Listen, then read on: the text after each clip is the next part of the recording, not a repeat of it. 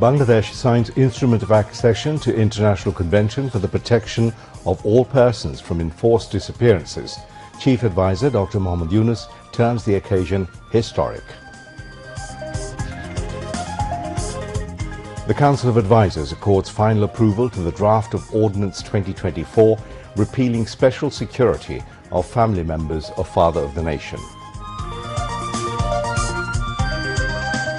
President Mohammed Shahabuddin urges Kuwait to recruit more skilled and semi-skilled workers from Bangladesh.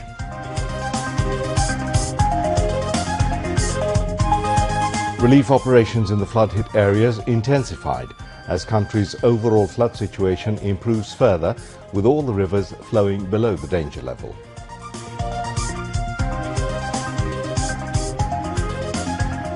Mass collection of relief materials led by anti-discrimination students movement at the TSC continues with the collection of about 8 crore taka in cash. Bangladesh Bank takes host of measures to bring back good governance in banks devastated by the corruption, autocracy and political influence of the Awami League government.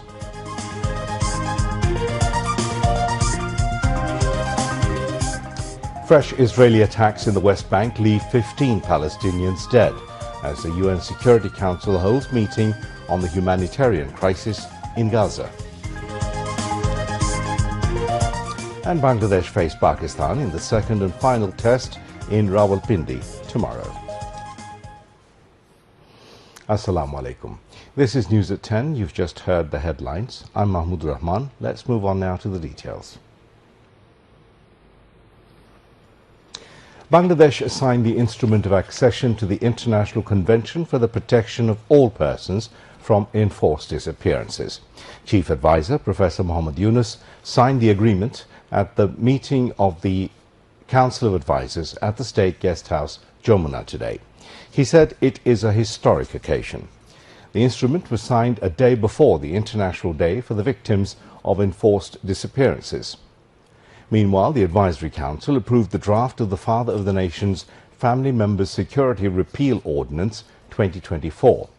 In addition, the meeting gave final approval to the draft of Special Security Force Amendment Ordinance 2024. Members of the Advisory Council and secretaries concerned were present at the meeting.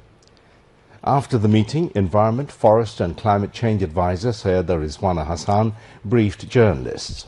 She said that Bangladesh has signed the International Convention on Disappearance so that no one can ever use any force to their power and send missing through any method.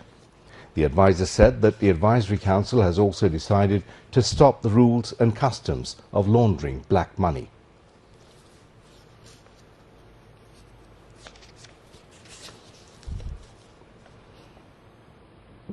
Bangladesh একটা আন্তর্জাতিক convention আছে গুমের বিরুদ্ধে সেই আন্তর্জাতিক কনভেনশনটা 2006 সালের এটার পুরো নাম হচ্ছে international convention for the protection of the persons from enforced disappearance এই কনভেনশনে বাংলাদেশ আজকে স্বাক্ষর করেছে এবং এই স্বাক্ষরটা করেছেন আমাদের মাননীয় প্রধান উপদেষ্টা নিজে এটা আমাদের জন্য একটা বিশেষ করে মানবাধিকার কর্মীদের জন্য একটা অনেক বড় মাইলফলক আর যেন কেউ কখনো নিজের সাদা করার যে বিধি এবং রীতি সেটা বন্ধ করে দেয়া হবে অর্থ পাচারের বিরুদ্ধে কার্যক্রম শুরু হয়ে গেছে হজের যে খরচ সেটা যৌক্তিকভাবে যাতে কমানো যায় সেজন্য সংশ্লিষ্ট মন্ত্রণালয় কাজ শুরু করেছে অত্যাবশ্যকীয় পণ্যের দাম মানুষের ক্রয় সীমানার মধ্যে রাখতে যা যা করার দরকার সরকার সেই কাজগুলো করা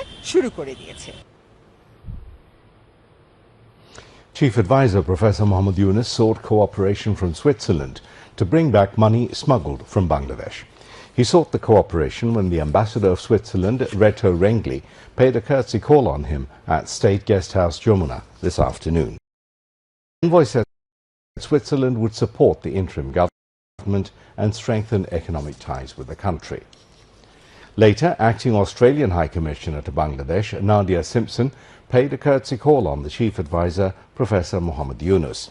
During the meeting, she condoled the loss of lives during the student-led revolution and said that Australia was committed to working with the interim government. The meeting touched upon a wide range of issues, including the security in Bay of Bengal, the Rohingya and other assistance. President Mohammad Shahabuddin urged the Kuwait government to recruit more skilled and semi-skilled manpower from Bangladesh. The president made the call when the ambassador of Kuwait to Bangladesh, Faisal Mutlaq H. Al-Adwani, paid his farewell call on him at Bangabhavan this noon. At a briefing later, President's press secretary, Mohammad Join al-Abidin, said that during the meeting the president thanked the outgoing ambassador of Kuwait for the successful completion of his tenure. President Mohammad Shahabuddin said excellent bilateral relations exist between Bangladesh and Kuwait. Expressing satisfaction over the bilateral trade between Bangladesh and Kuwait, the president urged the Kuwaiti investors to invest more in Bangladesh. President Mohammad Shahabuddin expressed hope that the development partnership between Kuwait and Bangladesh would expand further in the days to come. Noting that Bangladesh manpower is making an important contribution to the development of Kuwait, the outgoing ambassador of Kuwait said that his government is interested in recruiting more skilled manpower from Bangladesh. President's Office Secretary Nasimul Ghani and Military Secretary Major General Mohammad Adil Chaudhry were present. Russian ambassador to Bangladesh Alexander Mantitsky paid a courtesy call on Home Affairs advisor Lieutenant General retired Mohammad Jahangir Alam Chaudhry at his Secretariat office today. During the meeting, various issues including agriculture and food security, cyber security and modernization and capacity building of forensic labs were highlighted. The advisor requested the envoy to continue the supply of wheat and fertilizer to Bangladesh in the prevailing economic situation, including flood. During the meeting, the Russian embassy informed that Russia will provide 30,000 metric tons of potash fertilizer to Bangladesh free of cost. The ambassador called for taking the existing cooperation between the two countries a step forward in modernizing and capacity building of cyber security and forensic labs in Bangladesh. The overall flood situation in the country is improving. Major rivers are flowing below danger levels. In northeastern and eastern region, the water of the Monu River is decreasing in plainland, while the Kushiara remains stable. Water levels in other major rivers are falling. According to Flood Forecasting Centre and Met Office, there is no forecast of heavy rainfall in the northeast and its adjoining upstream areas in the next 48 hours. As a result, water levels in the Monu, Kowai, Feni, Mohuri, Gomoti and Titash rivers will keep decreasing. According to Flood Forecasting Centre and Met Office, there is no forecast of heavy rainfall in the southeast region and its adjoining upstream areas in the next 48 hours. As a result, water levels in the Shangu, Matamuhuri, Kornopuli, Halda and other rivers of this region may decrease and may keep on decreasing. According to Flood Forecasting and Warning Centre, the water levels of the Brahmaputra and Jamuna rivers are falling in plainlands, while the Ganges and Podda remain stable. Besides, the Tista, Dharla and Dudhkumar rivers are flowing normally and will remain the same in the next 48 hours. Checks of 4,57,04,428 taka were received as donation from various organizations, individuals and associations to help the flood victims today. Disaster Management and Relief Advisor Farooq-e-Azam Bir Pratik received the checks of the donations on behalf of the Chief Advisor at his office of the Ministry of Disaster Management and Relief. The donations, including Baira Secretary General Ali Haidar Chaudhry, 1 crore taka, SQ Celsius Limited, 10 lakh taka, Expatriates Welfare and Overseas Employment Ministry, 1,10,000 taka, Bureau of Manpower Employment and Training, 26,45,404 taka, Wage Earners Welfare Board, 1,55,576 taka, Bangladesh Overseas Employment and Services Limited, 51,766 taka, Probashi Kollan Bank, 4,24,400 taka, Urmi Group, 28,41,827 taka, Dhaka Bank, 2 crore taka, Investment Corporation of Bangladesh, 10,26,359 taka, State Bank of India 10 lakh taka, Al Raji Hospital 60,000 taka, Asmara BD Private Limited 2,76,611 taka, Bitopi Group 41,12,484 taka, Vikarunessa Noon School and College 10 lakh taka, and National Heart Foundation 10 lakh taka. The advisor thanked individuals and organizations for standing beside the flood victims. 52 people died till date in flood-affected districts in the southeastern part of the country. Of the deceased, 39 are male and 13 are female, while 13 are children. Additional Secretary of the Ministry of Disaster Management and Relief, K.M. Ali Reza, said this at a press briefing on the overall flood situation at the Secretariat this afternoon. Among the flood-hit districts, 14 died in Comilla, 17 in Feni, 6 in Chattogram, 8 in Noakhali, 3 in Cox's Bazar, 1 in Khagrachuri, 1 in Brahmanbaria, 1 in Mulvibazar and 1 in Lokhipur. Mentioning that necessary measures have been taken to prevent waterborne diseases after the flood, the Secretary said field hospitals have been prepared to ensure health services in the flood-hit districts. Besides, 20,650 metric tons of rice and 15,000 sacks of dry food have been allocated for the flood victims, he said, adding that 104,100 packets of dry food, clothes and water collected by the anti-discrimination student movement have been distributed among the flood-affected people. The flood situation has further improved in Feni, Lokhipur, Mulvibazar, Noakhali, Comilla and other parts of the country. However, the rate of water retreat is slower in the low-lying areas. Flood victims said that they require more than food relief in order to construct houses and receive rehabilitation assistance.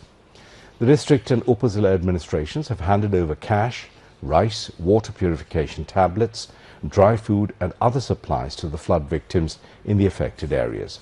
In Feni, the flood situation has improved in Chagolnaya, Feni Shodor, Dagonbhuya and Shonagazi Upazila. The flood waters have left the residents of Shonagazi, Upazila and Dagonbhuya stranded. Many parts of the Feni still lacks access to electricity. Vehicular movement has also not become normal on the roads. Various waterborne diseases, including diarrhea and pneumonia, have broken out in the district.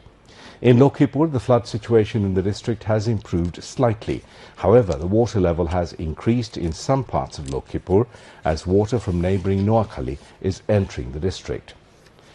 Students of the anti-discrimination movement, BNP, Jamaat, volunteer organizations and various organizations have been distributing relief materials among the flood-affected people alongside the administration. Local administration is distributing dry food to the flood victims. In Mulvibazar, all but one river in the district were flowing below the danger level. Water in the Juri River was flowing 137 centimeters above the danger mark. Flood water from the upper region has already receded in Mulvibazar. On the other hand, flood victims need more to construct houses and rehabilitation assistance than flood relief. In Noakhali, around 3 lakh people have taken refuge at 1,366 shelters in the district. The outbreak of snake biting has increased in the past few days. There have been incidents of 142 snake bites in the district. 8 people were killed in the flood in Noakhali. In Comilla, the flood situation has improved in the last 24 hours. There has been no change in the flood water in Nangulkot and Monuhorganj Upazila. The mass relief collection program of the anti-discrimination student movement is going on at TSC of Dhaka University for the 8th consecutive day. Besides the common people of the country, foreigners have come forward to help the flood-affected people. Around 8 crore taka has been collected till last night, along with food, medicine and clothes.